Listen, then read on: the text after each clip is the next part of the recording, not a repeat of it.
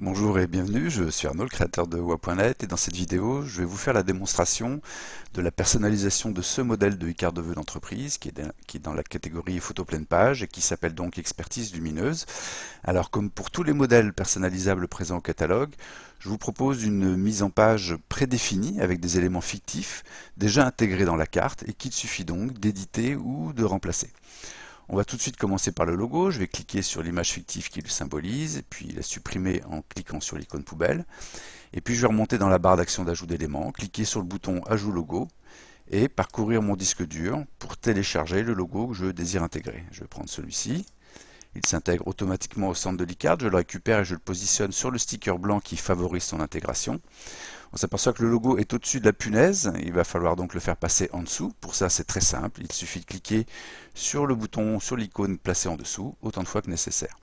Et puis je vais lui affecter la même rotation que celle du sticker. Et enfin je vais le redimensionner de façon à ce qu'il y ait des marges blanches équivalentes tout autour. Si jamais vous aviez un logo dans un format vertical, je vais en télécharger un tout de suite pour l'exemple. Je vais prendre celui-ci. Vous avez alors deux solutions. Ou bien vous affectez une rotation sur le sticker existant, comme ceci, et puis vous le redimensionnez, et vous le repositionnez, vous passez votre logo par-dessus, vous faites exactement les mêmes opérations, une rotation, un redimensionnement, et un passage sous la punaise. Et si jamais ça ne convenait toujours pas, vous pourriez retourner dans la barre d'action d'ajout d'éléments, en allant dans la galerie d'images, et puis dans la catégorie sticker post-it, vous allez sélectionner un sticker dont les proportions sont proches de celles de votre logo. Je vais prendre celui-ci, je le fais passer en dessous les différents éléments, et puis je le redimensionne. On va maintenant passer au message de vœux. Je vais cliquer sur le bloc texte qui contient le texte par défaut, et puis nous allons éditer ce texte. Pour ça, deux solutions. La première, c'est double-cliquer dans le bloc texte, puis sélectionner le texte présent et le remplacer par le message désiré.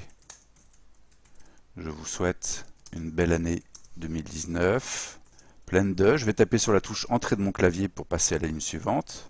Satisfaction, de projet et de réussite. Si jamais vous étiez en panne d'idées pour votre message de vœux, j'ai rédigé pour chacun des modèles présents au catalogue une série de messages qui sont présents dans l'onglet Exemple de message juste en dessous l'e-card. Ici. Vous sélectionnez le message de vœux qui vous plaît le plus, puis vous faites un CTRL-C ou Pomme-C si vous êtes sous Mac. Et puis là, je vais vous montrer la deuxième façon d'éditer un bloc texte. Vous vous êtes aperçu que lorsque vous le sélectionnez, il y a une palette d'outils qui lui est associée, qui s'affiche. Et dans cette palette d'outils, il y a un bouton éditer qui ouvre un éditeur beaucoup plus sobre. Je remplace le texte, je fais un CTRL-V pour le coller, ou Pomme-V, comme ceci.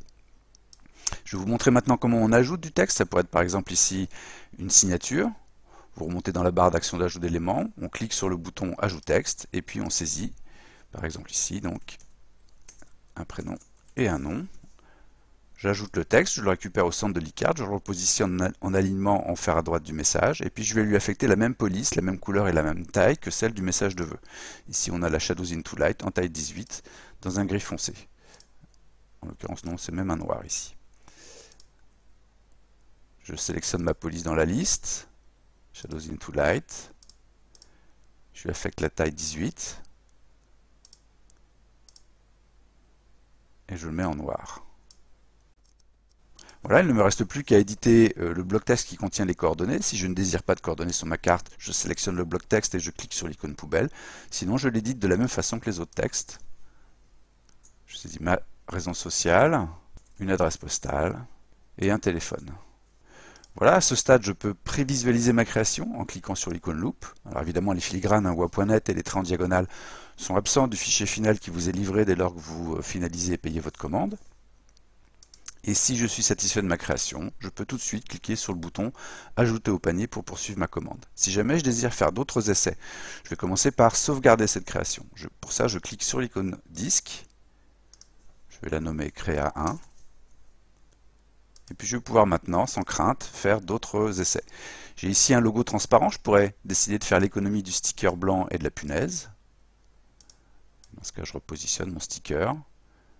Je vais soigner mes alignements en alignant par exemple le logo sur le bord droit du millésime et sur le bord haut du message. Je pourrais aussi, si je le désire, éditer les différents textes qui composent le titre de la carte.